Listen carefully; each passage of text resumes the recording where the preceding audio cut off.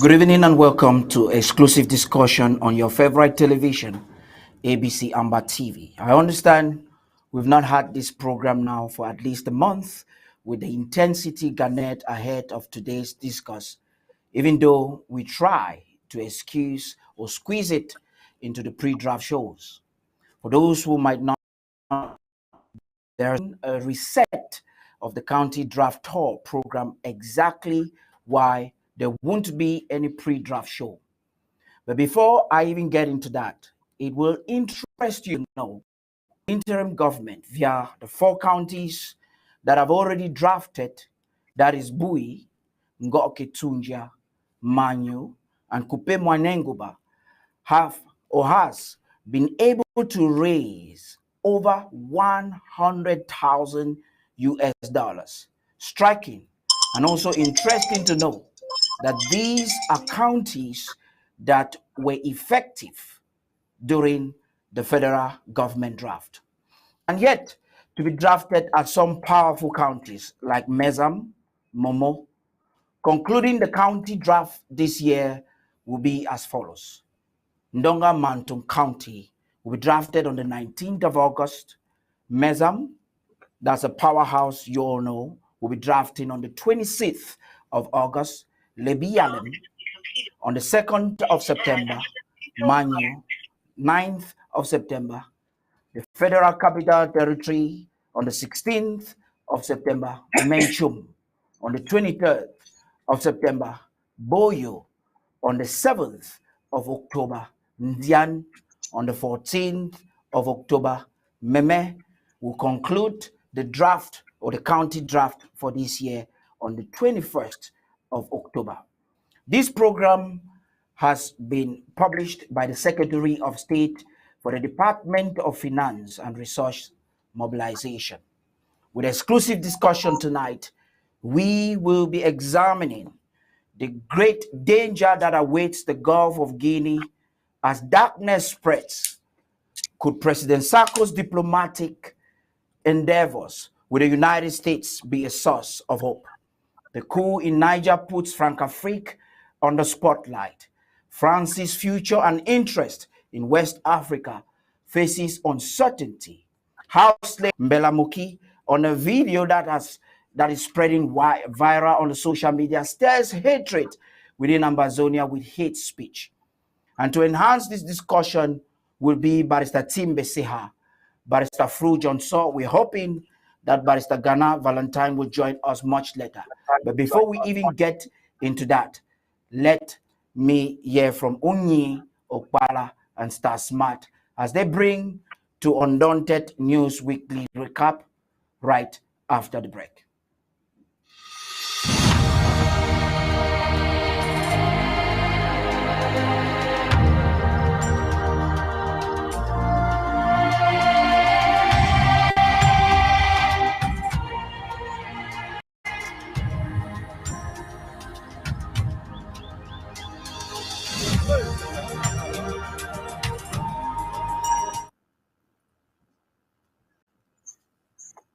Good evening and welcome to Undaunted Weekly Recap.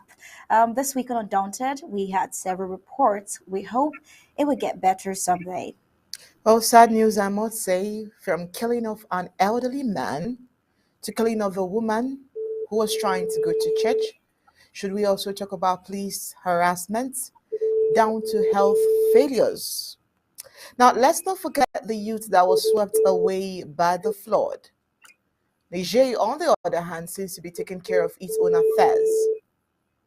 But when we return after this very short break, we'll give you the full briefings of the recap.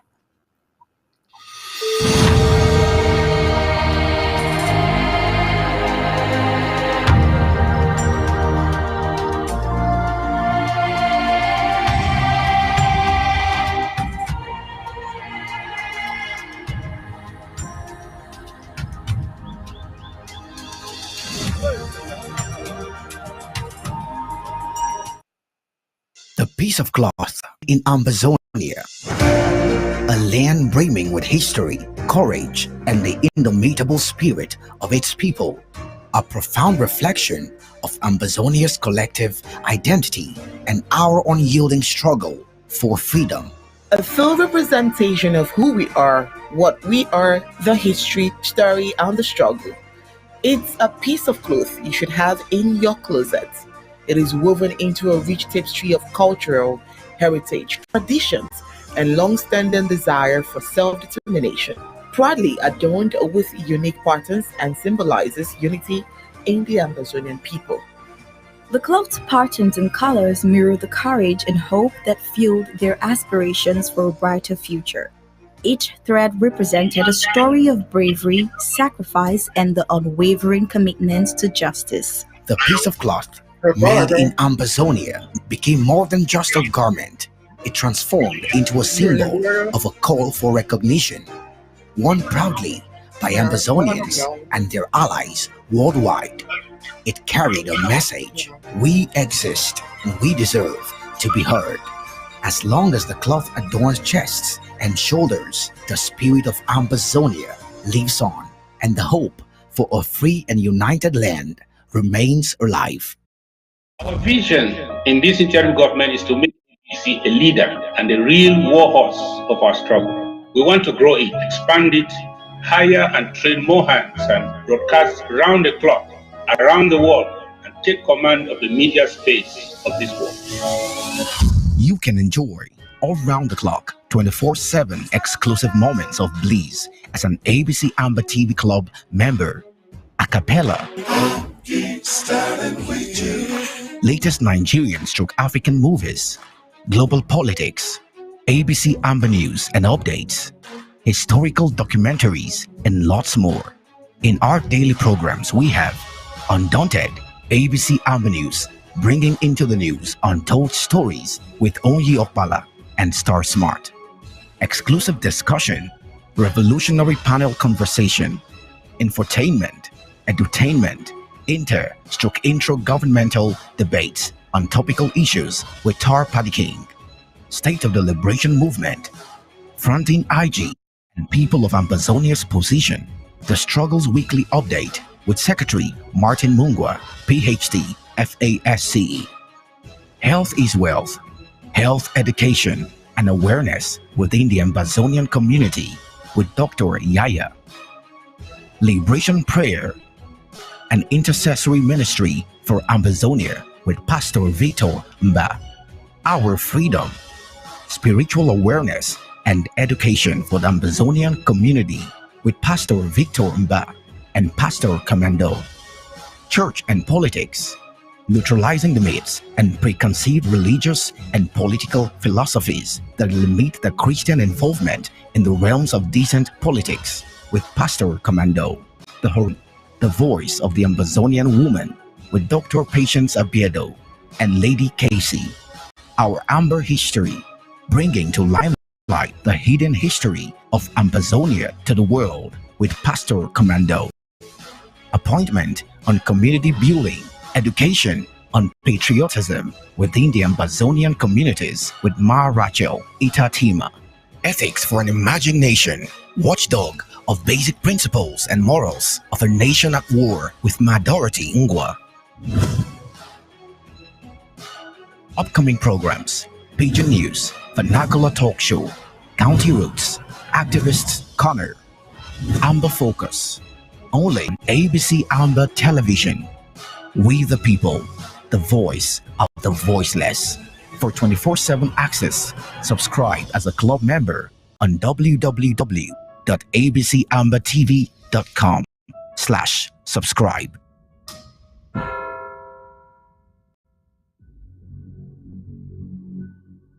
We the people, ABC Amber TV, Ambazonia Broadcasting Corporation.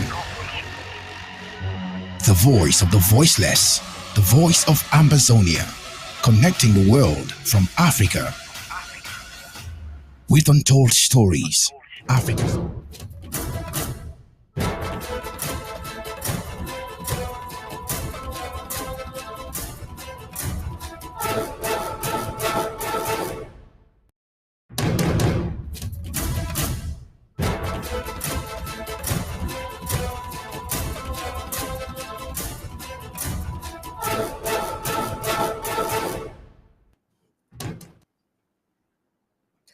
All right, welcome back. This week's Monday lockdown was successful like others. Undaunted had a walk around the entire market that is run by the CPDM-led Colonial Council, and we found out that it was locked from all the entry points. Just a few shockers were spotted in front of the market selling boiled granules. The images showed for itself. While Undaunted equally toured the Mile 6 neighborhood of Mancom. Now, throughout the stretch, only ghosts were in charge of affairs with the people of Ambazonian indoors. We brought to you on Monday, August 5th, 2023. The Last Saturday, the occupational La Republic du Cameroon forces invaded Chomba village and shot an elderly man of above 60 years for no reason exactly, just to inflict pain on the peoples of Chomba. We wondered what an old man has got to do to deserve that. Well, during the draft of KMC Coupe Mwanenguba last Saturday, the president had a speech where he talked on love and unity of Coupe Mwanenguba. He said if we all are sincere and appreciate the cause of Ambazonian struggle, we will realize the truth, which is that no number of arms can beat the unity of Ambazonians at this point. But then the question is, what will be the legacy of those that have decided to be blacklegs, who are only interested in their stomach? Also, he said if you want to join politics, it is only wise you don't play it with religion and then risk the lives of innocent people. While he prayed for all not to be like, he says the church so far has not spoken enough. While he also spoke on defense, the chiefdoms, the reasons to continue drafting, and the future. On Monday, we revisited the Donga Matung and Babesi massacres of 2018. Well, 41 young men in the area were rounded up with the assistance of the French Cameroon armies and summarily executed in the Fulani grazing field to the glee of the Fulani community. Sympathizers believed some form of chemical weapons were used on the innocent civilians, evident by the discoloration on their bodies. The assistance provided by the Ambazonian interim government under Dr. Sacco during the World Refugee Day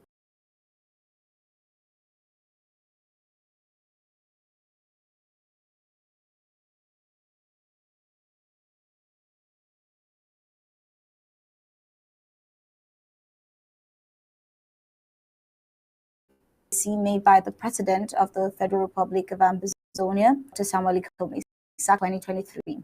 The UNHCR has made available a budget of 91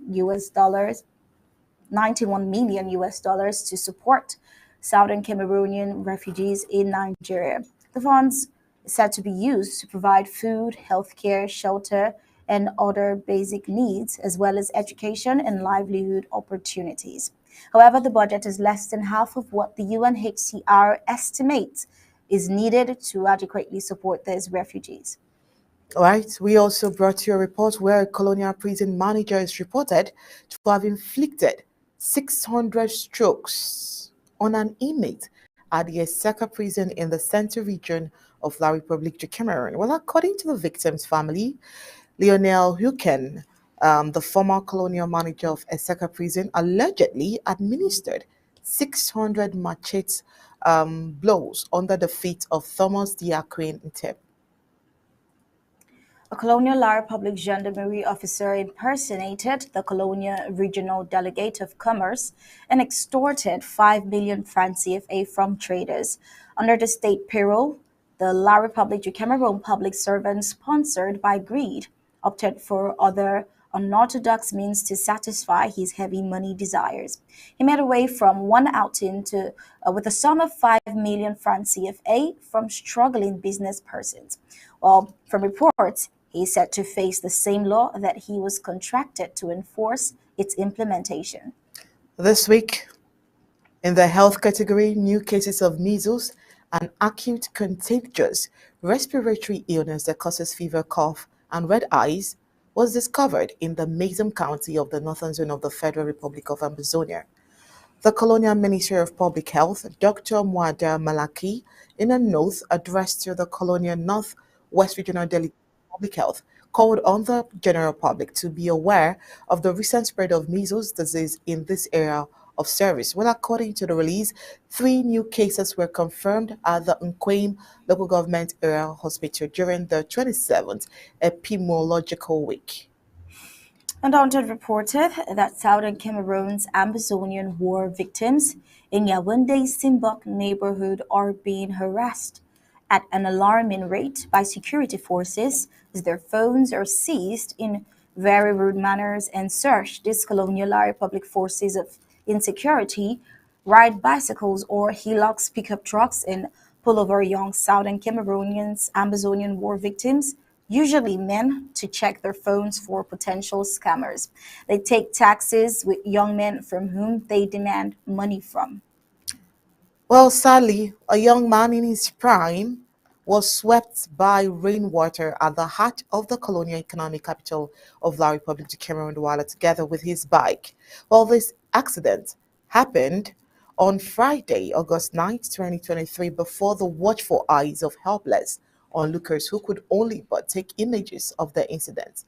The unfortunate commercial bike rider was just struggling to cross a major city road that is flooded by running water.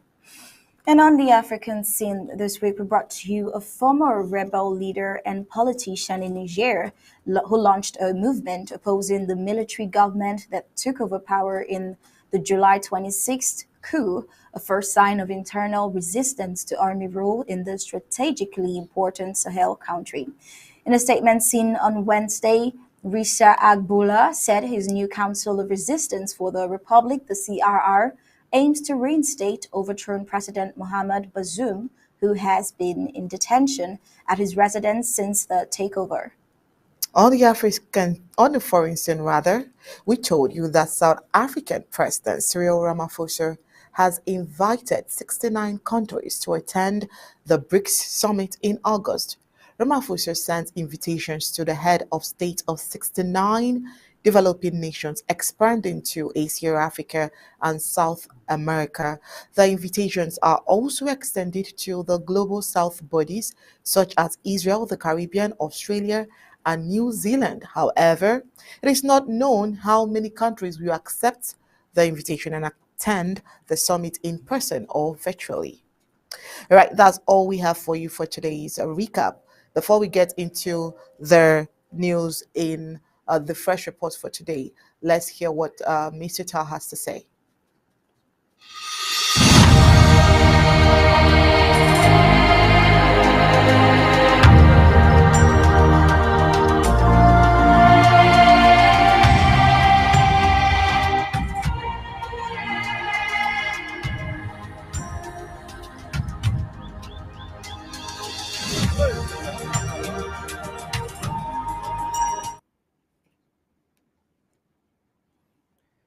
You're welcome back. Now let's get into some briefs in global politics, the intricacies, the leads in this very interconnected global village, and the war in Ambazonia. Starting with the West, with eyes on Taiwan, new China ban shows the US may be learning lessons from mistakes with Russia. London, US moves to the de-risk of China with a new investment ban suggests that the Western allies may be learning from national security failings in Russia. That's according to analysts anyway.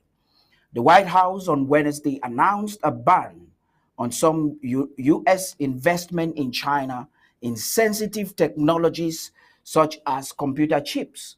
In the latest ratcheting up of Washington's disassociation from Beijing amid perceived national security risk. Analysts said the U.S. was making such moves with an eye on rising tensions over Taiwan, given that the potential fallout from a conflict between China and Taiwan would be unimaginable. The world is yet done with Russia's invasion of Ukraine. United States President Joe Biden said the executive order, which will come into effect next year, aims to ensure that China's military does not benefit from American technology and funding.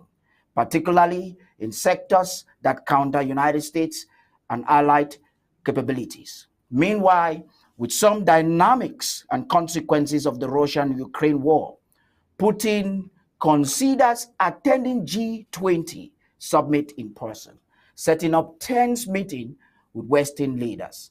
Russian President Vladimir Putin is weighing whether to attend this first in-person meeting with Western leaders since his forces invaded Ukraine in 2022, a Kremlin source reveals.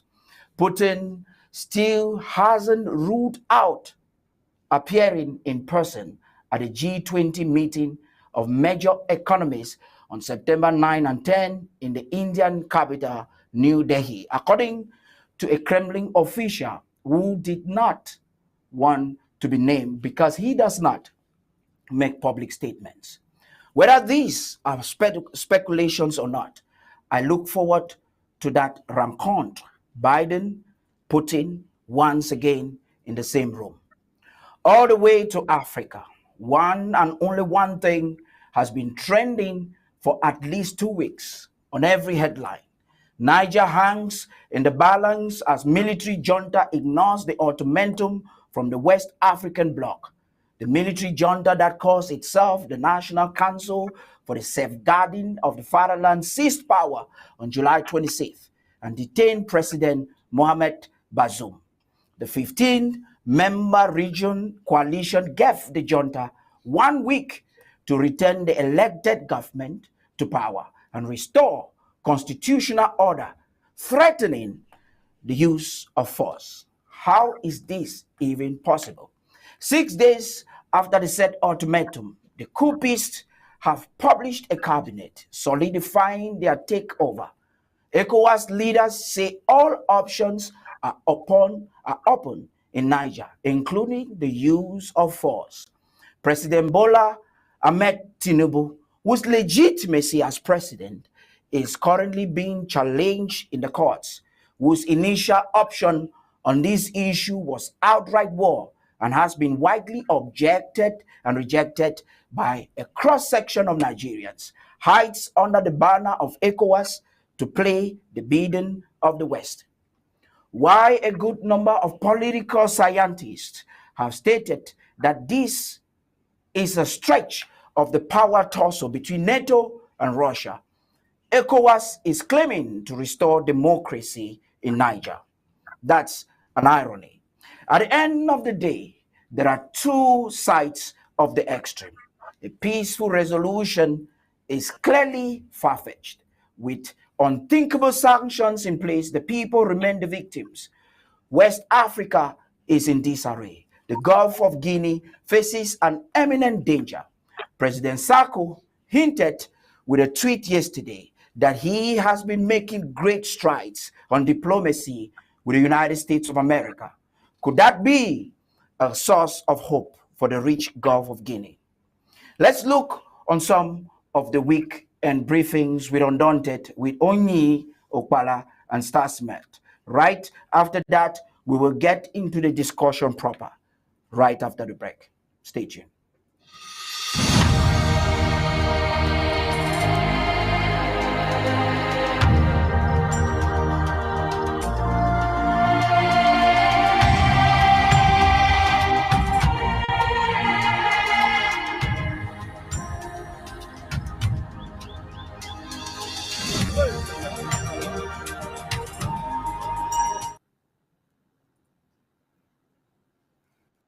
All right, you're welcome. Now, here are the fresh reports for tonight. The people of Ambazonia in general and Bamenda in particular are living the reality of war with rising insecurity, with killings. The information of the discovery of a corpse in a neighborhood is no longer news. The population of Ntamulong, a neighborhood in Bamenda, Mazam County, got to see a lifeless body of a young man with a bullet hole on his chest. This is just one such in the town of Bamenda. A corpse means nothing again to the people of Ambazonia, and even children are no longer scared of corpses. This is exactly what the Colonial Republic to Cameroon's government wanted when their head of state declared war on the peace-loving people of southern Cameroon's Ambazonia. For such a stop, the Colonial Republic of Cameroon occupational forces must be taken out of Ambazonia. Well, the report in detail has it that a lifeless body of a young man was discovered yesterday morning, August 11th, 2023, in the Intamolong neighborhood. The lifeless body had no identification papers for possible identification. Upon observing the corpse, there was a bullet hole in his chest. Though it is evident how he died, obviously from the bullet wound, the reason for such an act is yet unknown. But neighbors to the crime scene attest to the fact at about 11 p.m. local time, that's yesterday, there was gunshots in the neighborhood. And this is happening just a month after two corpses were dumped at the Azire New Church Junction area. Though it is much said that there is relative calm in the northern zone of Ambazonia, insecurity is still a reality with inhabitants not sure of what the next minute holds for them.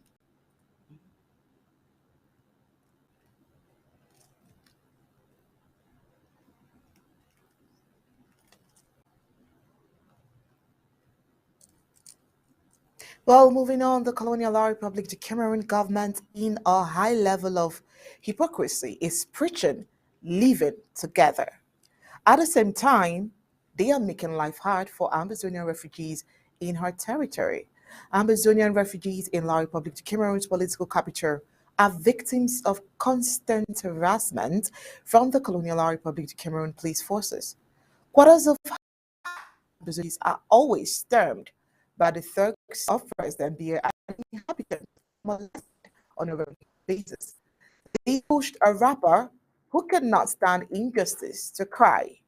He has written to to let the world know the plight of Ambazonians in La Republic de Cameroon territory. Well, the rapper Kobo, also known as Jesu Kobo, Cameroon's rapster and comedian, has lashed out authoritative nature of security forces towards Anglophones in some part of Yaoundé. Kobo, whose real name is Terence Chia, said he foresees mob violence in the days ahead if the persistent extortion and harassment does not come to a halt. This is a letter of Kobo to MMI. He says Anglophones in Yaoundé's Simbok neighborhood are being harassed at an alarming rate by security forces. They need to be called to order by someone, somewhere. People's phones should not be searched without their consent. The manner in which you are expected to hand over the phone is extremely rude, insensitive, and unprofessional. You wouldn't even dream of doing something like that to your own kid if you got them a phone. Well, he went on to say they ride bicycles or heelers, pickup trucks, and pull over young men to check their phones for potential scammers. He says, I have been stopped once and witnessed their harassment of numerous males, as well as their occasional appearances in Joven's UBA branches. They take taxis with young men in order to hand them cash. He says, my brother went to Nkele 5th Police Station last week to check on someone, and while he was there, a police officer demanded to inspect his phone. Well, he went on to say in the last part of his letter to MMI, the worst part is that gendarmes do this while in uniforms or even plainclothes. There will be violence in the coming days if they are not brought to heel. Because of the large number of Cameroonians who understand English, most of these activities take place in and around the Simbok neighborhood, his letter to MMI read.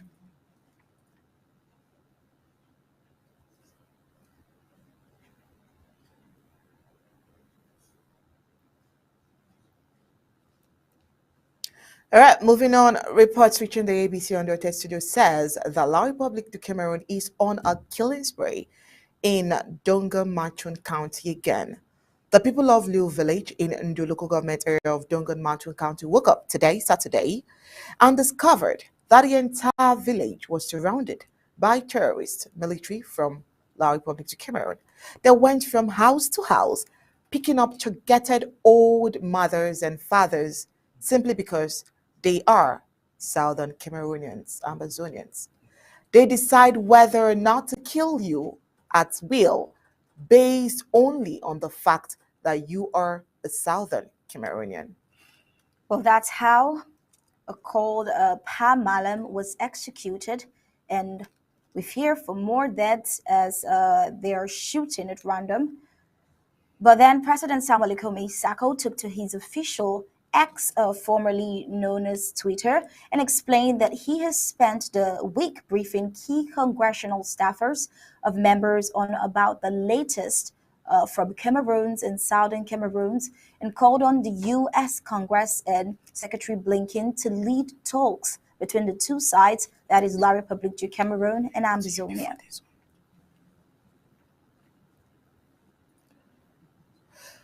All right, so before we continue with the rest of the report, Mr. Tarh, seeing the fresh report of today, I'm sure that you have something to say.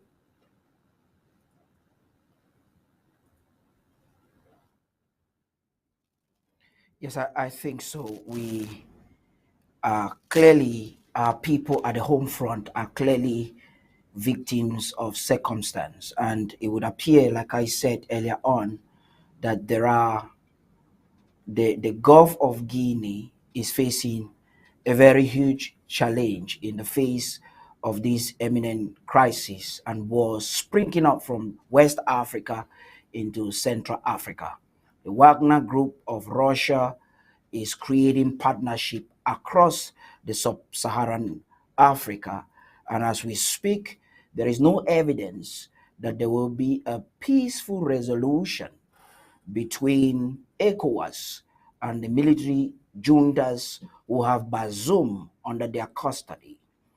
Why ECOWAS, under the leadership of Bola Ahmed Tinubu, is trying to demonstrate moderate extremism. We have the juntas creating a new cabinet.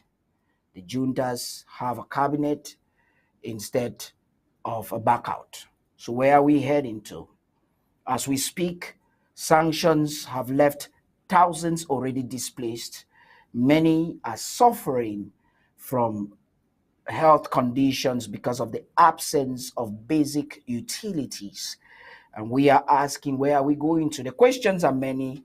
And I think when I have the panelists, we will get to review that. And I'm made to understand that, Onye, you have a report from the United Nations actually unveiling a case study of the collateral humanitarian casualties that our people and the people of West Africa are currently faced with. Maybe after that, we'll get into the discussion with the lawyers. Please write on.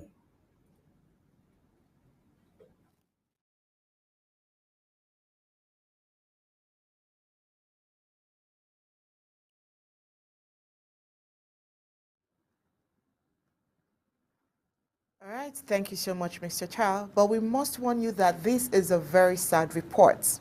But then it must be said so that precautions can be taken. Over 7 million refugees in West, Middle East, and North Africa are potential targets for organ trafficking. Human organ trade generated between $600 million and $1.2 billion annually before the pandemic hit. From Libya in the west to Yemen in the east, as conflicts rack parts of the Middle East and North Africa, the growing population of the displaced and dispossessed are proven easy prey for traffickers in human body parts. Well, the 2011 anti-trafficking law criminalized some forms of sex trafficking and all forms of labor trafficking, inconsistent with international law, but in Ambazonia, it's even worse. Legal framework required a demonstration of force, fraud, or coercion to constitute a child sex trafficking crime, and therefore it's terrible because all of this is happening due to the senseless war declared on the peace-loving peoples of Ambazonia by President Paul Biya. Children and women are majorly affected. More than 5 million refugees in the Middle East are potential targets for this illicit trade. Well, Known as the red market, the global human organ trade generated between $600 million and $1.2 billion annually before the coronavirus disease. Now, according to Global Financial Integrity, a Washington based think tank that produces analysis of illegal financial flows, refugees are the most vulnerable to organ trafficking as they are likely to battle hunger, poor living conditions, and a deeply uncertain future owing to displacement. Now, you can put these aside and imagine what the refugees in Ambazonia are going through, or refugees from Ambazonia, what they are going through.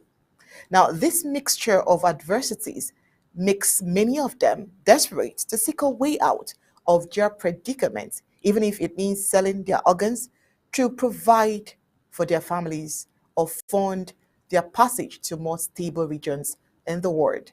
Well, agents of traffickers are usually quick to spot this vulnerability and are known to even resort to coercing potential donors should they try to change their mind. What has not proved a deterrent are the usual practices of traffickers: false promises of a safe journey to Europe, paltry payments to donors after organ removal, lack of proper facilities for organ extraction, and the absence of information on the risk and post-operative precautions. Refugees and migrants continue to be lured by barter deals that promise a ticket to freedom and a bright future. The International Organization for Migration (IOM), headquartered in Switzerland, reported its suspicions of organ trafficking in Syria as early as 2015, stating that this also included related operations in the neighboring countries like the Cameroons. The protracted conflict in Syria has turned a refugee population of more than 2 million people into easy prey for sex trafficking, organ harvesting, and forced labor, particularly in Turkey and Lebanon, which, along with Egypt and Libya, are amongst the region's red market hotspots. Well, in an interview in early 2019, Nuna Matar, director of Triumphant Mercy Lebanon, an entity that works for the poor and displaced, said it was horrifying to hear that traffickers preyed on children, but it was not labor or sex trafficking. It was organ trafficking. Libya has been flagged as a country of particular concern for the red market, as many of the refugees who fled due to the intensifying violence there were repatriated and placed in detention camps. The war-torn country is a hub for refugees from sub-Saharan Africa and the Horn of Africa seeking a route to Europe. There is hardly any data on organ trafficking in Europe. Suzanne Hof, international coordinator of La Strada International, a leading European platform against trafficking in human beings, told Arab News. While there is increasingly more attention for the vulnerability of refugees and migrants for human trafficking, adequate screening and identification generally lags behind. Moreover, most focus of attention remains on trafficking for sexual exploitation, which is probably also why organ trafficking is hardly identified. A 2018 report by the Office of the United Nations High Commissioner for Human Rights said that due to a law that criminalizes illegal migration and a lack of protection for trafficked victims, returning migrants and refugees have been reluctant to report abuse to Libyan authorities, perpetuating a vicious circle. Well, the stories of refugees and migrants proving easy targets for traders of the red market in Libya are repeated in neighboring Egypt. A 2019 study on the organ trade in Cairo shed light on the main drivers: legal marginalization and social exclusion of refugees and migrants. A Sudanese migrant put it this way: if you cannot find work when you get to Egypt, you will not find mercy. This is why people sell their kidneys. Well, the going rate for human organs in the Arab region is substantial. In Iraq, illegally obtained organs are sold for $20,000 apiece, while in Turkey, a sale can be sold for up to $145,000 according to report. Well, non-governmental organizations point to the Yemen protracted conflict, general lawlessness, and deteriorating economic conditions as factors that place the population at risk of being trafficked, including organ harvesting. What makes the illicit organ trade especially shocking is the major gain for a typical donor. According to the UN Office of Drugs and Crime, the majority of organ donors, including migrants and refugees, do not end up improving their economic prospects. Well, on the contrary, as studies reveal, most victims are not adequately compensated, if they're compensated at all. Should they suffer from post donation medical complications, their plight becomes infinitely worse. According to UN Alert, the black market for parts of human body is booming in the Middle East. The kidney now costs $265,000. That is about 131 million francs CFA. The hearts cost $119,000. That's about 60 million francs CFA. And the liver cost $157,000, 79 million francs CFA. They also advise all, especially Ambazonians, to be aware of fake foreign agencies promising to make you work abroad. Well, as you know, our news director, Tarh King, is on the other side of the studio, waiting for an exclusive discussion segment. We'll move over to the studio now.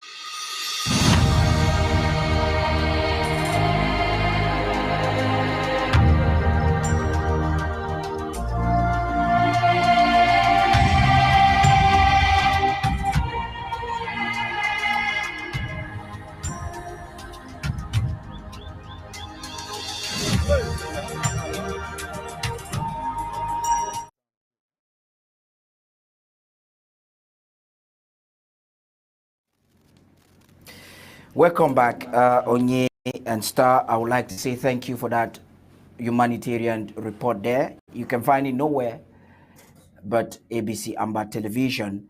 That report so inclusive and ushers us remarkably into tonight's discussion. Like I said earlier on, why there is power tussling and wrestling between power mongers, why some are predicting that this is a possible NATO and Russia battle that has stretched into West Africa. No matter what interpretation we have of tonight's discussion, the fact remains the people remain the victims of circumstance. Barrister Fru, Barrister Team, I'd like to thank you for opting to join this debate or discussion of tonight. And if you are there, let me be sure that I can hear you. Good evening, gentlemen. Thank you for being patient with us as we process the news this evening. Good evening, Barrister Fru.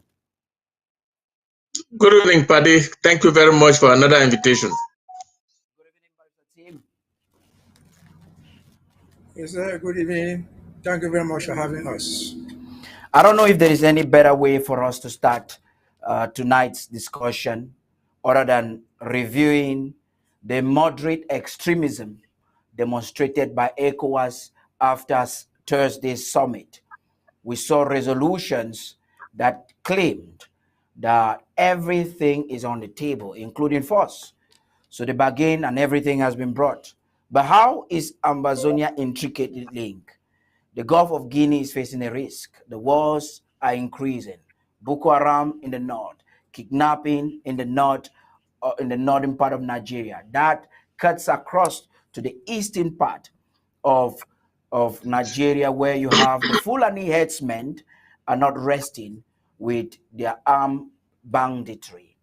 Again, Nigeria facing hikes in dollar price exchange and naira getting to an escalating high, is claiming to go to a war under the leadership of a president whose candidacy is under question. Our concern here is what happens tomorrow. There is a tweet I like to read out to you. The president sent out. Star Smart read it earlier on, but you permit me to read it again to refresh our minds. The president said some things that are really interesting, and there is no doubt that if the West will hearken, or the United States to be precise, will hearken to whatever he has to offer, there could be some hope. There could be some remedy from the Wagner group that is spreading so rapidly. And this was what the president tweeted, I quote, "I spent the week briefing key congressional staffers of members of the White House and about the latest from Cameroon and Southern Cameroons." Now we have the State House website clearly shown on that. And it says, and I called on the U.S. Congress to urge Secretary Blinken to lead talks between the two sides. He's talking about the Federal Republic of Ambazonia and French Cameroon. Talks between the two sides. The key word there is without preconditions. Amazing. Barrister Fru, I should start with you in link with what is happening in West Africa. Yes, Paddy, thank you for giving me the floor. I want to think that the president. Yes, can you hear me? Are you getting me? Yes, perfect. Okay. Go right ahead, please. Okay. The president's tweet and message is to the point because he has been having meetings all week with congressional staffers and others in the U.S. system. I will not go into details about that, but look at what is happening in Africa, particularly the West African bloc. When I hear people say ECOWAS is going to attack Niger, that statement is even wrong because part of ECOWAS is going to attack part of another ECOWAS because Burkina Faso, Guinea Conakry, Mali, and Niger are part of ECOWAS. And I want to support what all of Nigeria is talking to the illegitimate president of Nigeria called Tinubu, Bola Tinubu, whatever.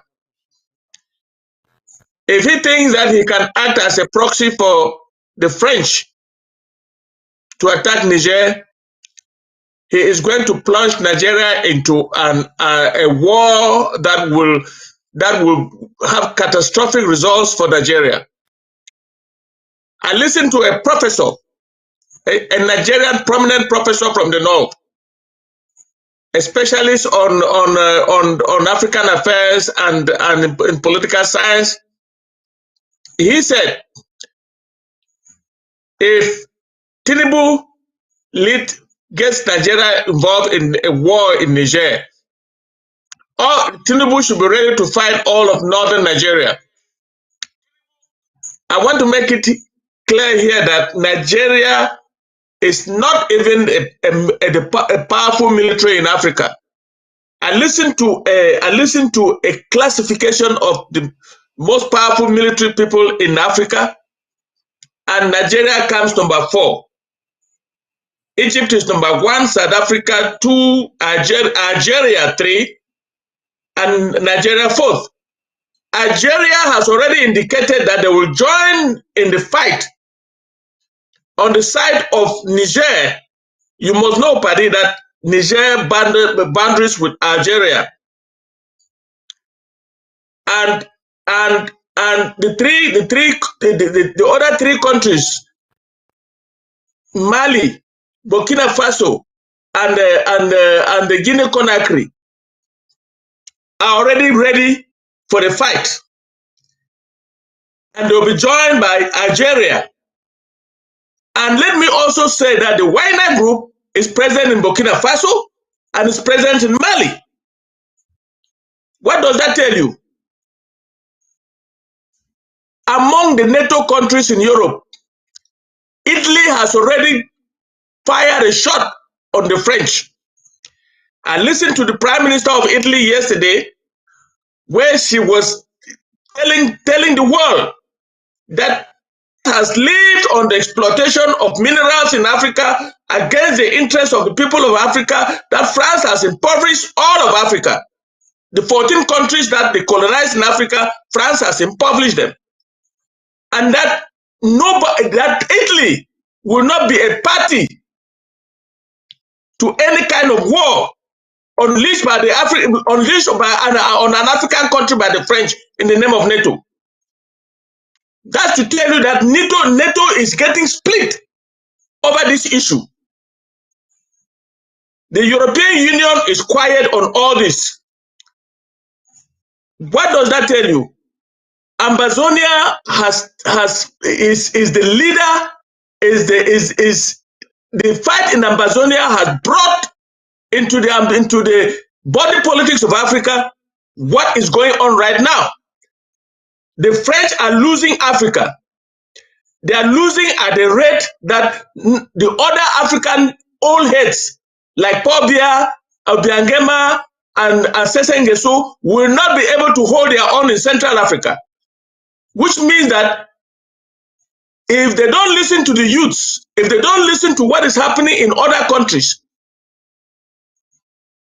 they will face the wrath that the powerhouse in Niger has faced up to now. The military coup in Niger has opened a can of worms for African youths to stand up. Therefore, America is in a very difficult situation because they have, for the last 7 years that we have been fighting this war, America has not spoken on the importance of the Gulf of Guinea. They are sitting quiet, and this is the time they are now well, and they have subjected our president to 10 different meetings to find out what is going on. It is now that they want to get serious. You want to get serious now? I hope it is not late, because the way the African youths are taking on the Russians and whining with the Russians and demonstrating with Russian flag, it's a bad time for the West, particularly the United States. So I am saying that if Secretary Blinken does not act on the Gulf of Guinea, tomorrow the Wagner group that is in Central Africa and Paul Biya dancing with Putin, as we saw on television a week ago when he visited St. Petersburg, when they all visited St. Petersburg and held a conference with Putin, that is an indication that America's influence in Africa is in big trouble. Therefore, America must stand up now. Otherwise, I ask the question, are they willing to lose the Gulf of Guinea to the Russians? We, the Ambazonians, are the only people now, right now, that can protect the Gulf of Guinea for all of us. And we are not saying that we will give it to anybody. If we have to do anything in the Gulf of Guinea, it will be on a win-win situation. And even right now, the United States does not have any win-win situation on the African continent if they continue to sleep. That's quite Paddy, that's quite that is the amazing. short. That is the Right short. there, That's the short Barrister Fruit. umpiring. I know, Barrister Fruit. Yes. Can you hear me? I can hear you. That's quite amazing. I know if I have to leave you on that, there's so much in your bowels that you want to educate Ambazonians this evening. Homefront has been looking forward to this discussion. You know, for a long time with the pre-draft shows, we've not had it. You've said some things that are of great interest, and I think we will use by the team to elaborate more on them. It's about the divide. The EU is currently divided. West Africa is divided. Ouattara of Cote d'Ivoire, fortunately, Barrister Mbesia, was working with the United Nations when Ouattara was being instated as president of Cote d'Ivoire. Currently, he has been in office. He promised 2 mandates that was supposed to be 10 years. He's been in office for 13 years. I would say he is unconstitutionally in there as president for Ivory Coast. And his voice has been loud. He has been very vocal within the past days, trying to provide support. According to reports this morning, he has promised the standby forces that he will send about 800 Ivorian troops to help those forces. The pretense here is ECOWAS is claiming that they would like to reinstate democracy, reinstate a democratically elected Bazoum that is under apprehension. We are confused because Bola Tinubu, many believe, even Nigerians have challenged him, that he does not have the moral decadence, the moral authority to question criminality, if there is any, in Niger. The stakes are high. The Gulf of Guinea is facing a huge risk. You are a seasoned diplomat and you understand this terrain very clearly. Please talk to us. Thank you, Paddy. You see, this is the problem. Let me just start from ECOWAS attacking whatever country. I don't care whether Nigeria, Cote d'Ivoire, or anybody. No, that's not my problem. ECOWAS is the economic community of West Africa. It's not a military union. So they cannot take military force to install or overthrow another country. First, because they don't legally have the power. Secondly, because they don't have the institutions. They don't have the material to do it. What they are doing now is just posturing. They will, in my opinion, and could be tomorrow, they will not attack Niger. Why? The first reason is that internationally, the legitimacy of a government, internationally worldwide, is not based on democracies. Now, it's based on who is in control. That is why in the United Nations, even today, I think almost half, if not about that, of the states of member states of the United Nations are ruled by dictators who got there by military coups. The only question they ask is, are you in control? If you're in control, you take your seat at the United Nations. So can ECOWAS attack and reinstall a president overthrown for whatever reason in a neighboring country? They cannot, and in this particular case, they will not. Why? Because they are not attacking Niger alone. Mali, to the north of Niger, is already a military state. The military rulers are right there. Burkina Faso, there are military rulers right there for months, if not years. And so they see any possible attack as a threat to themselves, to their own governments. So why would they let you come and overthrow whoever is in Niger when you will step from there to come overthrow them? It will not happen. They will not do that. Even what Mr. Guy of the Cote d'Ivoire is saying is political posturing. He's just kidding. A few months ago, about a year or so ago, when the Malians started their coup Like the Côte d'Ivoire sent in troops to support the French. And the troops were captured there. The Ivorian troops were captured in Mali and held hostage. So they were all released on conditions that he pledged never to do it again. So is he going to go further to Burkina Faso or to Niger to attack anybody? They will not do that. It's not possible. So that is political posturing. To go and attack a country that far, they need more than talking. Because remember, Niger is landlocked, tons of kilometers from the coast. Yes, they share a boundary with Nigeria. But right up there, to move tanks from Lagos port or from the coast to Niger is an awful task. You don't just overthrow a government by going to throw a few bombs around the capital. There is something striking, Pastor Tim. There is something striking about Niger, Nigeria. The 7 states of the northern part of Nigeria have united against any invasion of Niger, and that makes it very complicated. I'm very happy with the revelations you're giving this evening that ECOWAS does not even have the mandate, to invade militarily. Please continue. The only thing they can do as ECOWAS is to impose economic sanctions or other sanctions against whoever they disagree with.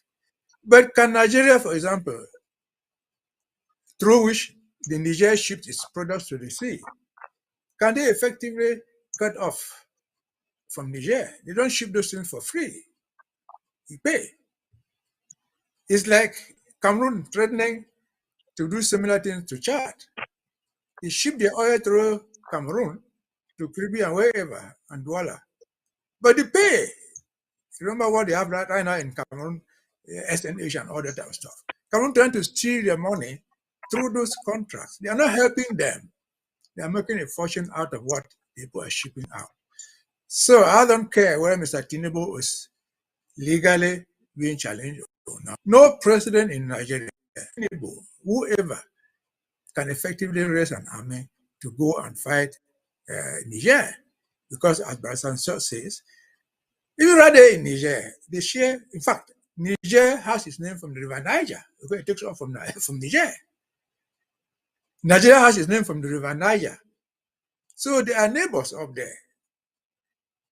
Neighbors traditionally, neighbors culturally. So you're not just going to attack Niamey. Before you go to Niamey, which is the capital where the Bazoum and the rest are, you would have passed through many other places, many regions, many villages, thousands of people who are already hostile to you. So how are you going to do it? How are you going to do it? You cannot do it. They will not do it. It is political posturing. And then back to the president's tweets. Yes, the president is very much on track with those tweets. We've been talking about the Gulf of Guinea. Maybe most of us or many people don't understand what the Gulf of Guinea is. The Gulf of Guinea is not a spot. It's a shipping area stretching from Angola through West Africa right up to even Mauritania. It covers a whole range of 6,000 miles. But why is it important? It is important because of the old colonial politics, which they have something they call zone of influence.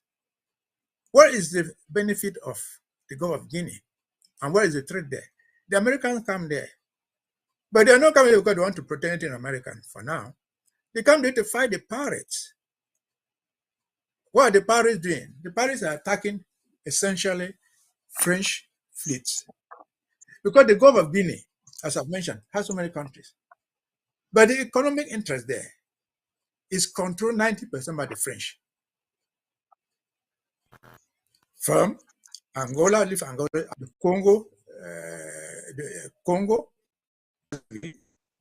Congo, Russia, Nigeria, where the French investment in Nigeria,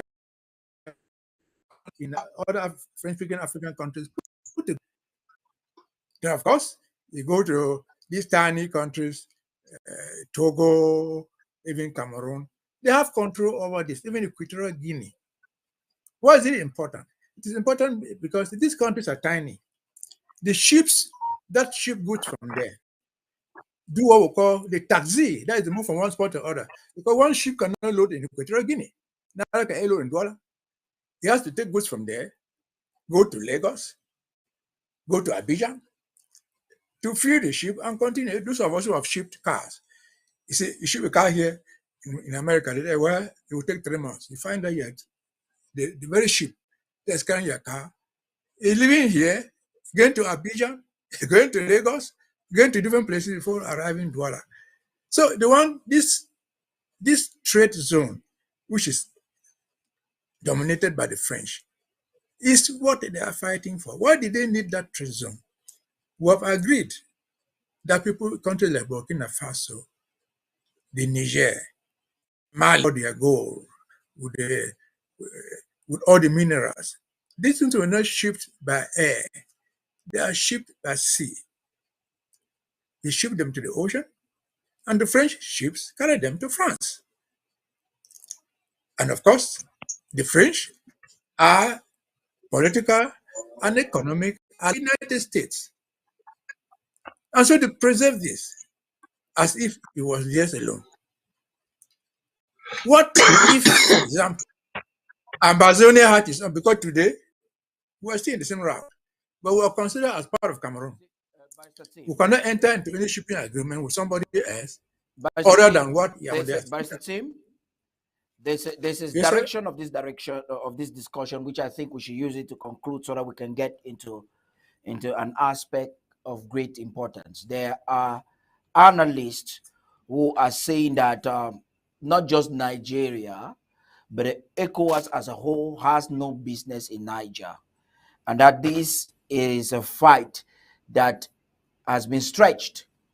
The fight between NATO and Russia has just been stretched into Africa. That's what some will argue, and that Nigeria has no direct interest to fight against Niger. That's on one side of the coin.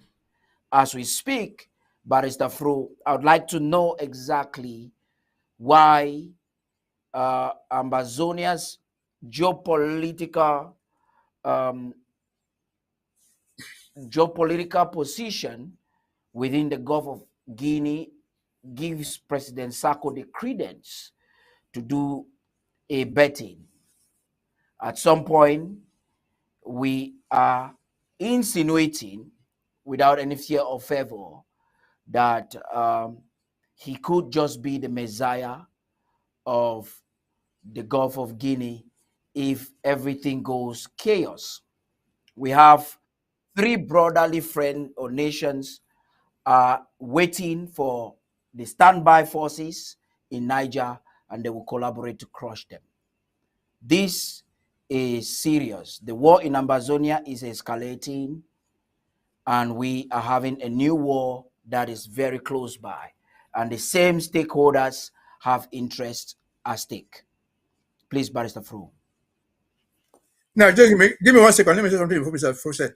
Mr. Fro, give me 1 second. I had said, maybe you didn't get me, I've said ECOWAS, Nigeria, Cote d'Ivoire, they have no business attacking Niger. No political interest in attacking Niger. No economic interest in attacking Niger. They have nothing to do with that, the political system. What other analysts are saying is exactly what I'm saying. So over to you, Mr. Fro. Sorry for the interruption. Perfect. Colleague has just presented what I would call the geography of the Gulf of Guinea. But the part of the Gulf of Guinea that we are interested in is that part that stretches, that is within our territorial boundaries, that is within Ambazonia. And we occupy the part of the Gulf of Guinea that is so resourceful, and the world knows that it is the one of the largest oil deposits in the world, oil and gas in the world. Now, Cameroon has already signed and the Russians are exploiting gas from the Gulf of Guinea. If not of the visit of Macron in Yaoundé, we would never have known. He signed, Paul Biya signed a gas treaty with Gazprom, a Russian company, a state company of Russia. And when Russia was facing the embargo of selling gas to Europe, they were now taking gas from the Gulf of Guinea to Spain under the flag of the Russians. We are aware, and everybody is aware, that La République du Cameroon has also a military pact with the Russians. We are aware that the Wagner group of Russia is operating just next door in Central Africa. We are aware that there is whining and dining Putin as we speak. We are aware that Biya has contacted Putin to support his son to take over him in Cameroon because the French were reticent. This gas deal is well known by the United States. And this gas deal ties with this same company that is also exploiting oil in the Gulf of Guinea. It's one of the countries, is one of the companies that exploits crude oil in the Gulf of Guinea. In fact, it's the largest producer of crude oil in the Gulf of Guinea. There are 4 companies. You have ADAC from China, you have Perenco, a consortium between the British and the French, you have ELF, and you have Gazprom.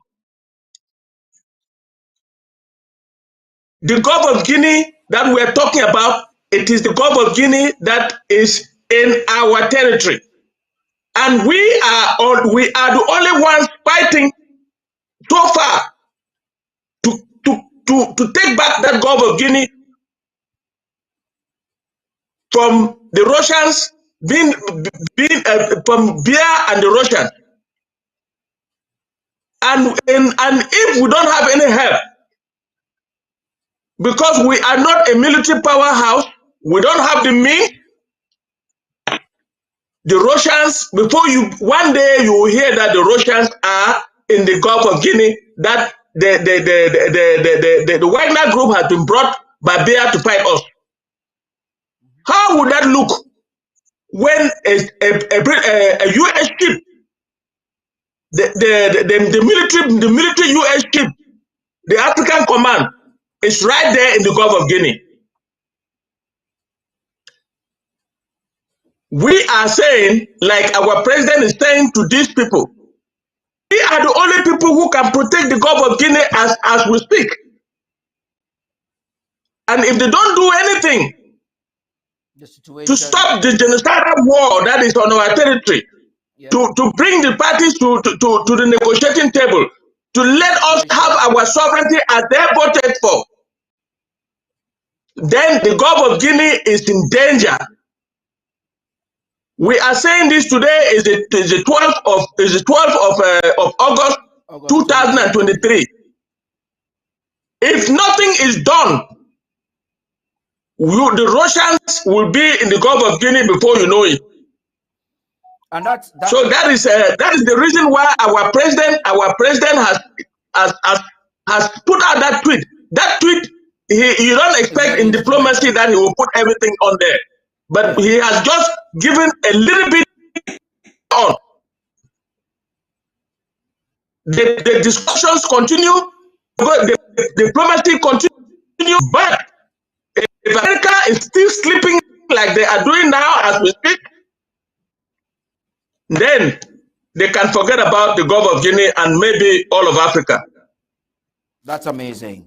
But Barrister Fru, it cannot have been said any better. This is what is happening right now. Francafrique, France in Africa, because of the coup in Niger is under spotlight and under scrutiny. The interest of France, not just in West Africa, but almost all across Africa, is in jeopardy. Shockingly, the youths in French Cameroon are seemingly not being proactive like we would see other Faso taking responsibility and charting the course of their future. But this is what is beautiful. The beautiful part of this whole thing is the Malians kicked out France, and the French the French mercenaries who thought that they could get refuge in Niger. Right now, they are not only being kicked, they're trying to make empty blabbing. France is saying that a treaty that was signed by their so-called democratic government cannot be nullified by those whom they are assuming or insinuating that are terrorists or rebels. In fact, Ouattara said these guys have kidnapped, but other media houses are saying that they have detained.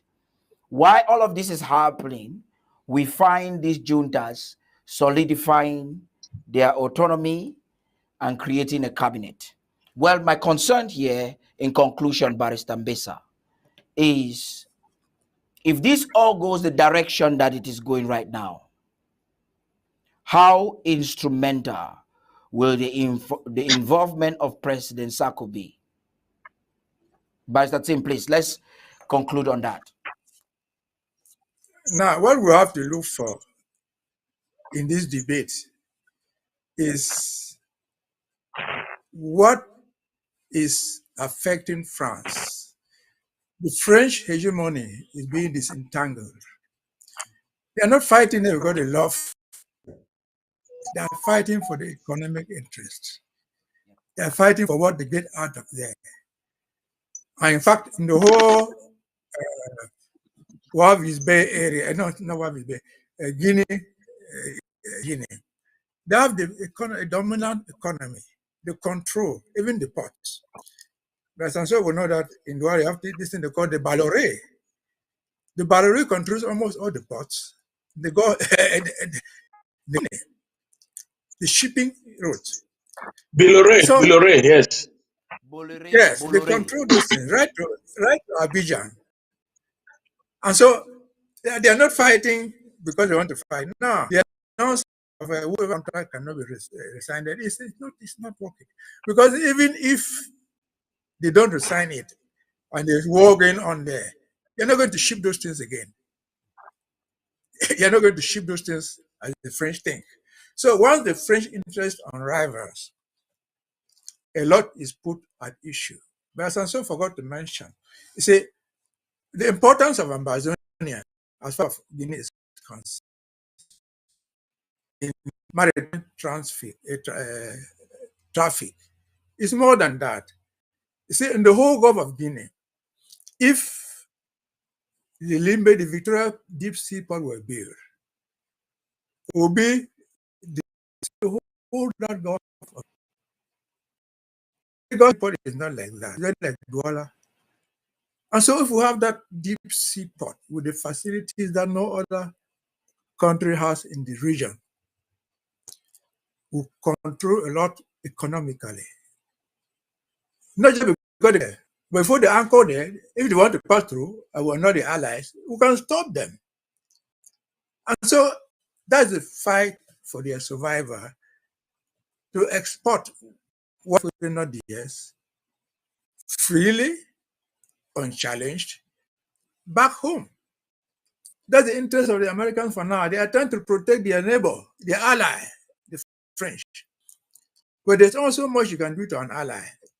All these agreements we have talked about that were entered into before independence, the Americans know that. They knew those things, but they kept quiet.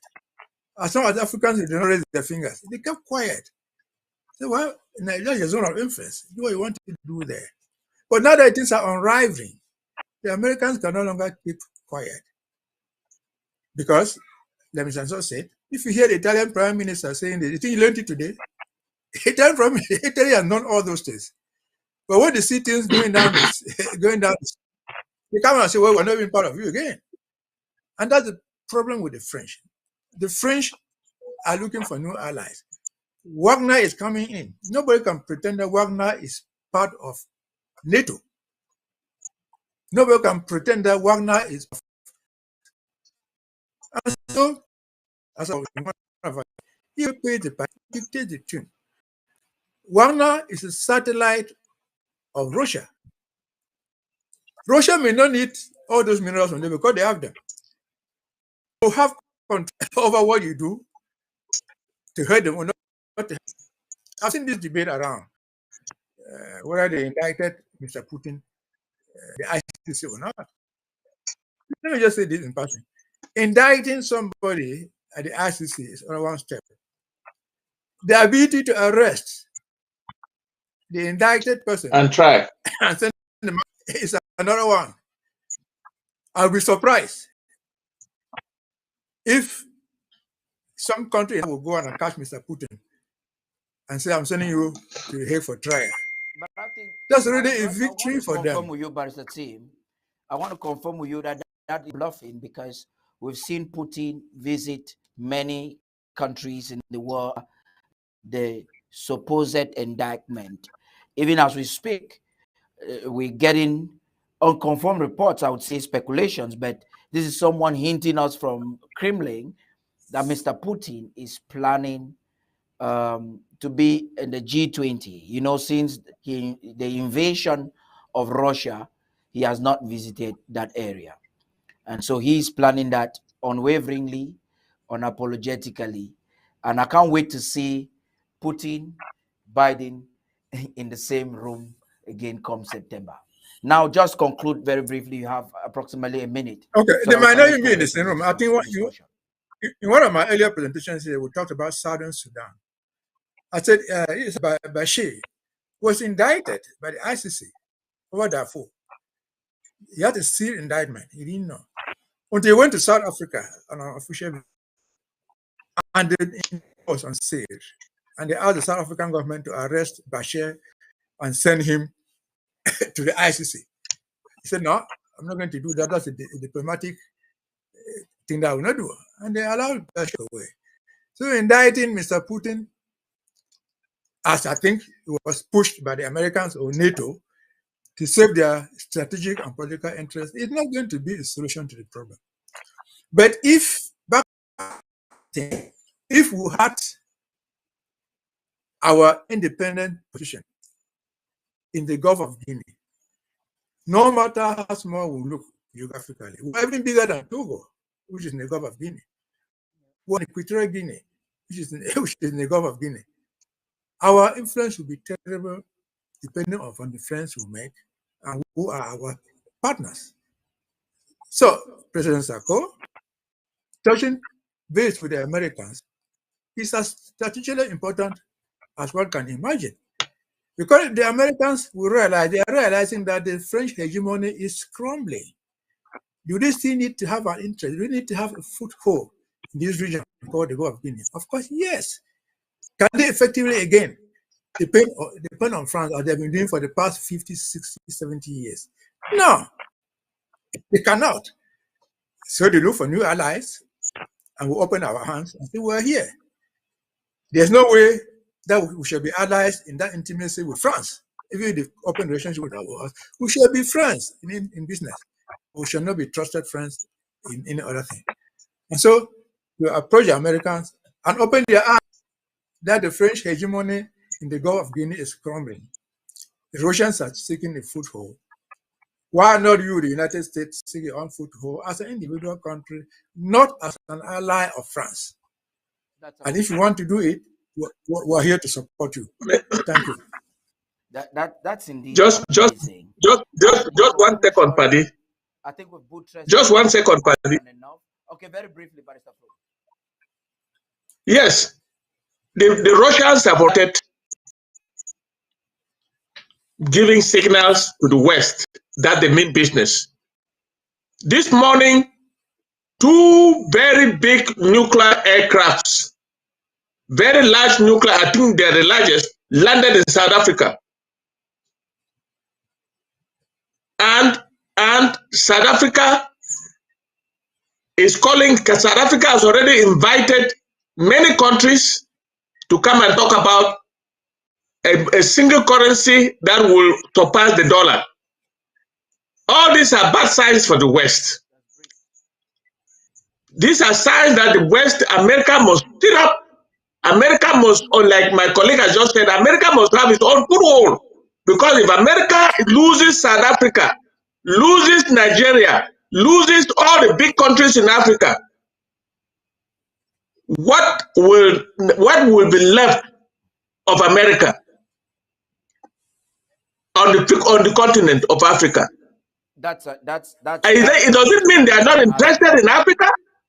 That is the biggest question we have been asking, and I'm sure behind the mind of President Sako, that's what he's thinking as he approaches the White House. We've seen the president with his diplomacy, flexible. I would say he's very dynamic in his diplomatic approach.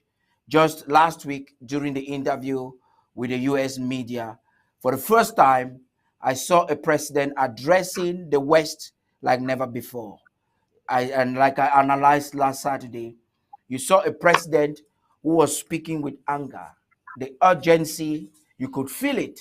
And I'd like to go through that tweet again. So instrumental.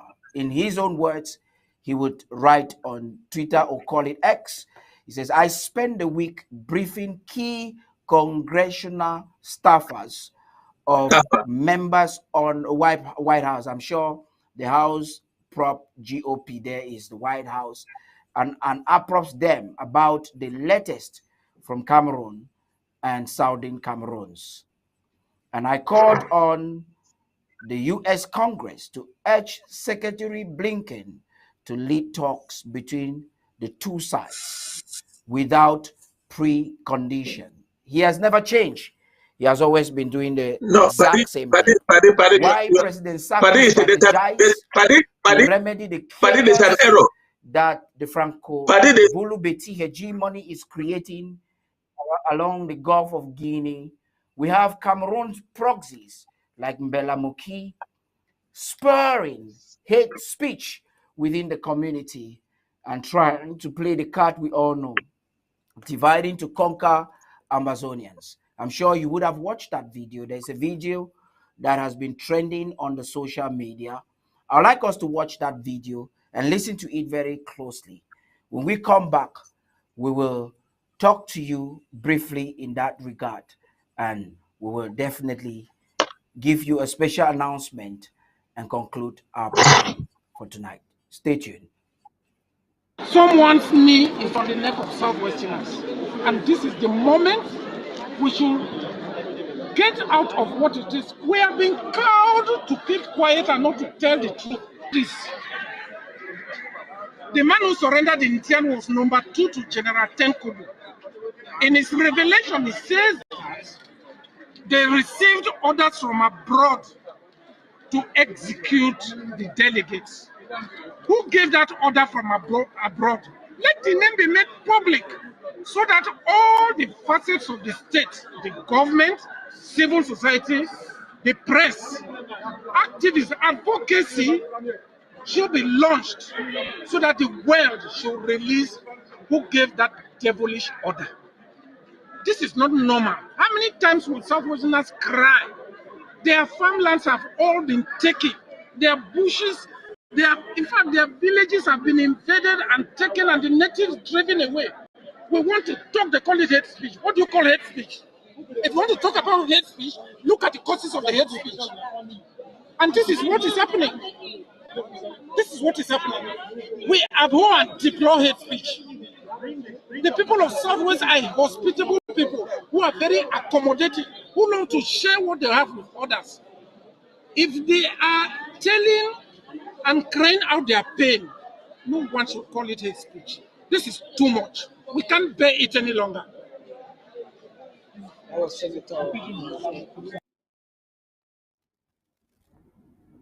You see, my worry there, Barrister Fru, Barrister Team, is not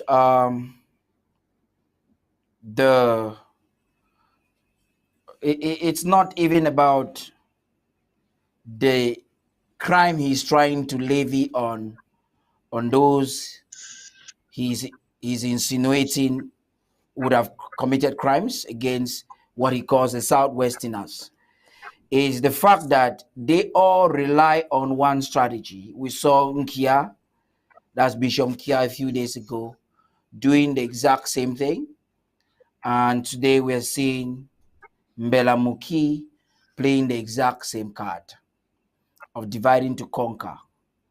And the ignorant or the vulnerable crowd could be victim of this manipulation to create mayhem against their own people. Barrister Fru, please. Yes, Paddy. Before I answer, before I talk on that, I want to correct your reading of the tweet. It's congressional staffers GOP, that's the Republicans, and congressional staffers of the Democrats. Yes, that is the reading that you were calling White House. It's not the White House. Amazing. That's what I wanted to correct. Now listen, Mbolamoki is playing the same role that Bishop Kia is playing. Mbelamoki has forgotten that they are mass graves in Boya, in the sandpit, where 6 Bakwere young youth were gunned down by La Republic of Cameroon. Mbelamoki knows that there are mass graves in Matu, in Fako, shot and killed and buried by La Republic of Cameroon. There are mass graves all over Boya, behind the prisons, that Ambazonians were shot and buried by La Republic of Cameroon. Mbelamoki did not cry. Now, what is he talking about? Let me take the mass graves that they claim they found in Dian, and they are the delegates. Within 24 hours, they exhumed the bodies. There was no forensic examination to show who is who in that mass grave. They organized a propaganda burial in Limbe, very far away from where the bodies were exhumed. Who are they trying to deceive? Mbelamuki is an enabler, and he is talking so that the masters that feed him to see that he is working. He is giving us the playbook of divide and rule of La Republique du Cameroon, just like Bishop Kia. Who are those who have invaded their villages and their towns? They are not Ambazonians. They are Betty people in the whole of Victoria. The hotels you see in Victoria, Fini Hotel, all these are owned by Betty people. All of Sonora, all that area, buildings and all the land were taken by Okala Bilai. Okala Bilai has a lot of land in Victoria. He has a hotel. He has everything. He has taken over the lands of the Bakwere people in Victoria. They are not looking at that. To whom is he addressing? If he says that others have come from abroad, let him prove it. Because the second in command that he's talking about, who is he? They connived and killed General Tenkobo with the help of La Republique du Cameroon. Who are those people that are there saying that they had orders from abroad? From which abroad? Let me prove it. We are at war, and we are fighting a guerrilla warfare. We don't have a military camp. We don't have where to put prisoners like they have. More than 2,800 of our people in their prisons. How many of their people are in our prisons? If you come to fight us, we will fight you. We will waylay you anywhere you are and get hold of you. These are our fighters everywhere in Ambazonia are guerrillas. We don't have a conventional force. And when you fall in the hands of the guerrillas, you are done. Look, Mbela Muki can cry for as long as he wants. He has never cried Ambazonians were killed and buried in mass graves. What is he talking about? It's in the same line with Bishop Kia. And unfortunately for Ambazonia, they are all from the southern zone. What message are they trying to send to Ambazonians?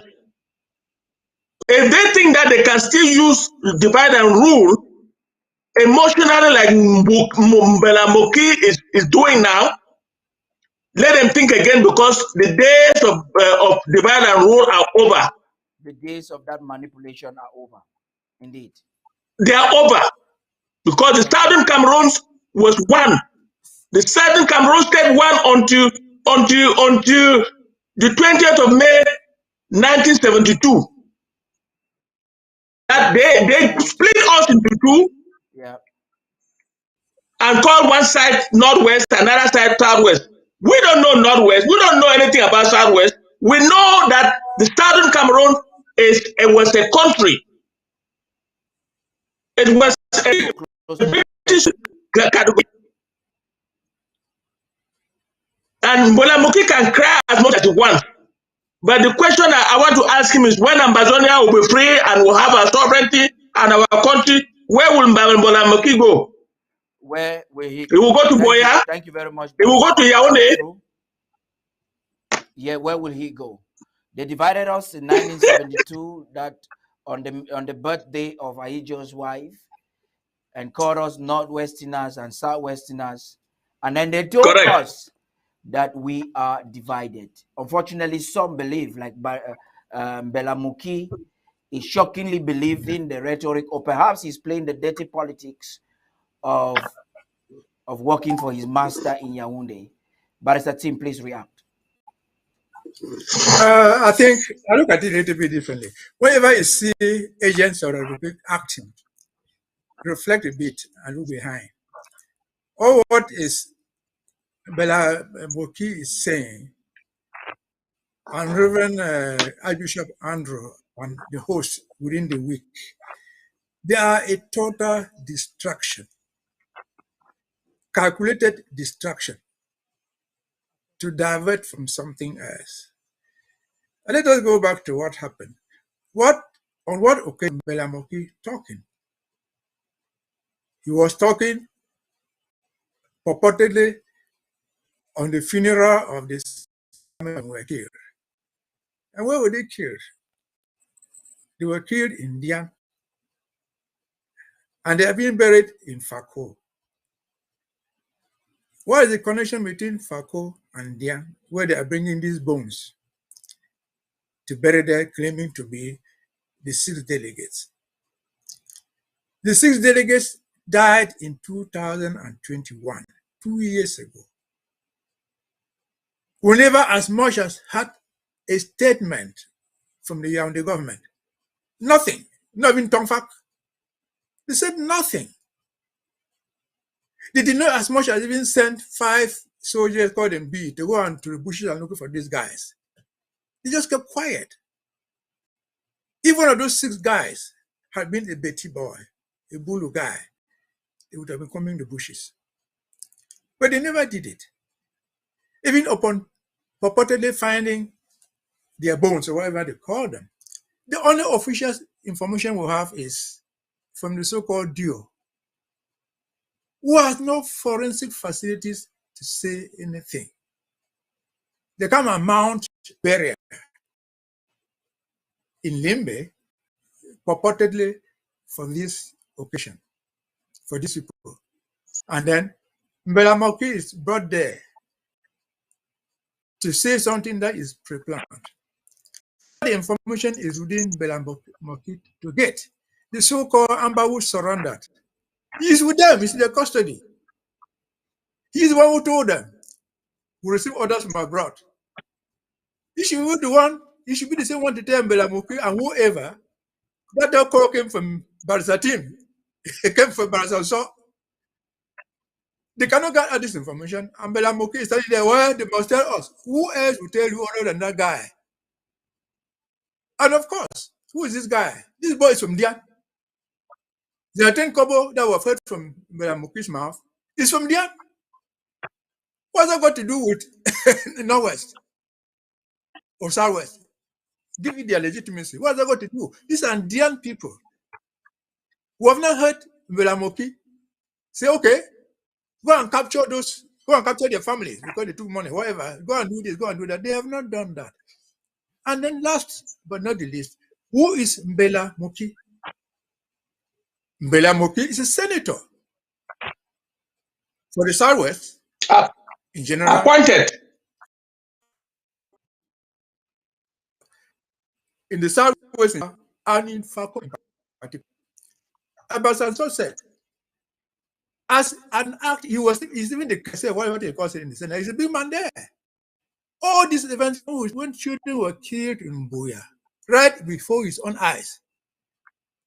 Nobody heard anything from Mbelamoki. When Kona was really eliminated, wiped out from the map of the world, Mbelamoki was sitting there. When Mautu went through whatever thing, Mbelamoki never made a statement. But who is Mbelamoki? Does he know Ikona? Does he know Mabutu? He knows this. He has trekked through this. Mbelamoki went to Fes in Moyoka. That's where he's schooled. So there's nothing new to him about those places.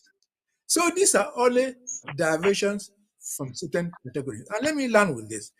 What the episode of Mbelamoki is a staged occasion, and they have staged a second one again to cover up something which we should open our eyes in expectation. After the so-called funeral for the delegates, the very week, 3 days after, purport to organize a meeting in Buya by the Prime Minister. The Prime Minister who could not show up for the burial of their executives in India, but he was able to show up in Buya. For what? According to them, to discuss the implementation of the resolution of the Grand National Dialogue. That's the official statement we heard. But what did they discuss there? They discussed putting military in the CDC camps. Was that part of the Grand National Dialogue agreements? No.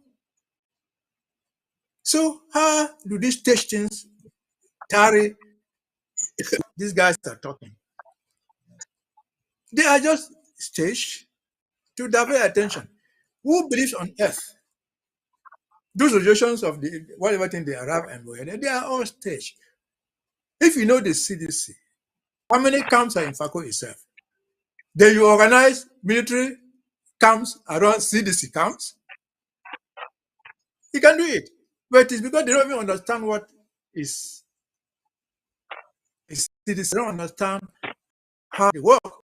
In the camp, if you are going to tap rubber, the next day you go to tap your 500 plants of rubber alone. So when this rubber tapper will leave, you want to tap his rubber, the camp will follow him to the bush to supervise him. Can they do that? No. Will they do that? Never. And by and large, if there are 10,000 CDC workers, 8,000 of those 10,000 come from the Northwest, what they call the Northwest. It is so bad. One will be comes to protect them. If you're not just kidding. So what sense does it make? Mbelamoki, as a senator from Southwest, from Fako, their law says, upon going to the Senate or upon going to the Parliament, you become a national legislator. You don't owe allegiance to your division anymore. How many times has Mr. Mbelamoki sought to bring up this 7-year-old war?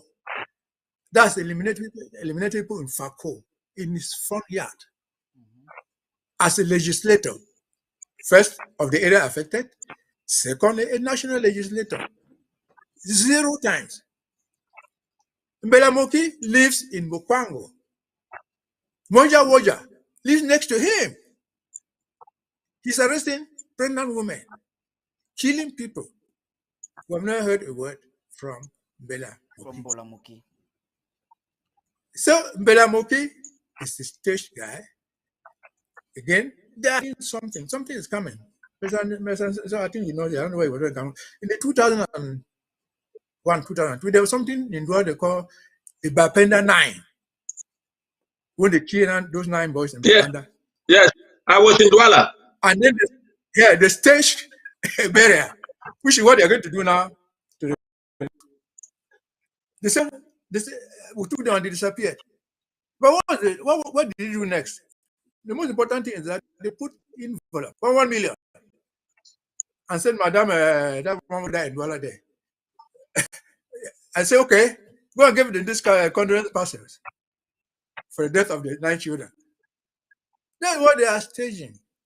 They are going to put money in envelopes, sent to the families of the so-called dead delegates in the name of repairing the loss that they caused. So something is hidden somewhere. Let us watch carefully. As I said last week, what Andrew said, he said in 2019. What is he coming up now? What Mbelamoki is saying, the delegate died in 2021. What is he coming up right now? The interesting part of it. What the Prime Minister came to discuss in Boya happened in 2000. What is happening now? What is happening now? Part is what those are rhetorical questions. Let me just land there.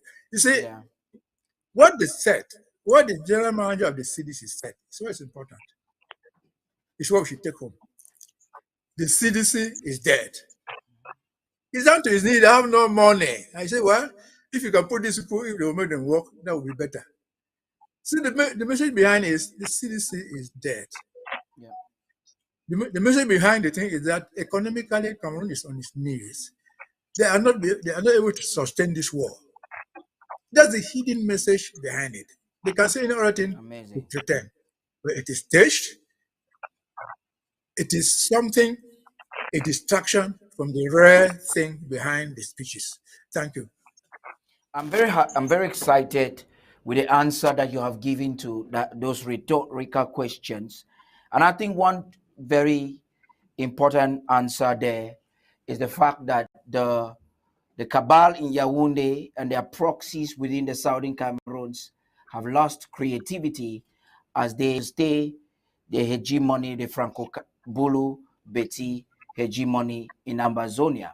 Thank you, gentlemen, for opting to join us this Saturday. You should have been doing something else with your families. But as always, you're passionate to help our people and to educate them. You're passionate at this time when the world is looking on this new or the 55th nation of Africa to chart the course and set an example for growing nations or for developing nations. At a time when media rhetoric is very derailing, we come to spill one and only one thing, the truth. Thank you for opting to be a part of this program. I look forward to having you in the course of next week as we bring the story of Dr. Tita Tarh on the table. It's high time our intelligence has given to us sufficient information and we know exactly where that is coming. Thank you very much. Fellow Ambazonians, ladies and gentlemen, this was an amazing broadcast and we had it together with Undaunted and our analyst. The tweet of the president, or is it the X, in fact, of the president yesterday, joy into the hearts of many. It's important for the people to know that even as they are the people at the home front, that even as they are bearing the brunt of the war, there are people, there is a leadership that is strategically and intentionally making great moves that will end the war in due time. Until our next session, it was Tarh Paddy King. I'll leave you with this beautiful piece from the Manulan brought to us by Besem. Good night and bye-bye. Camera locked.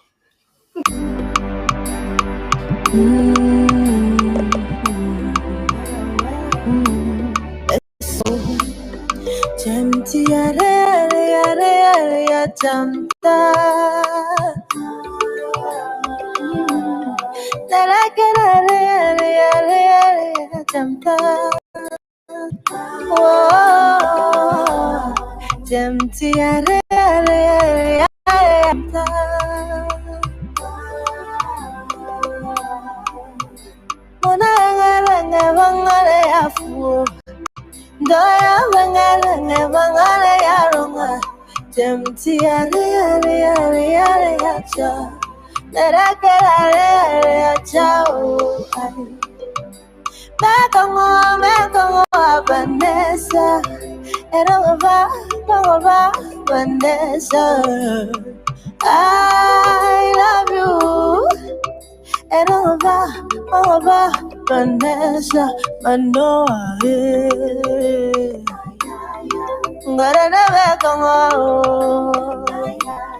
Manoa,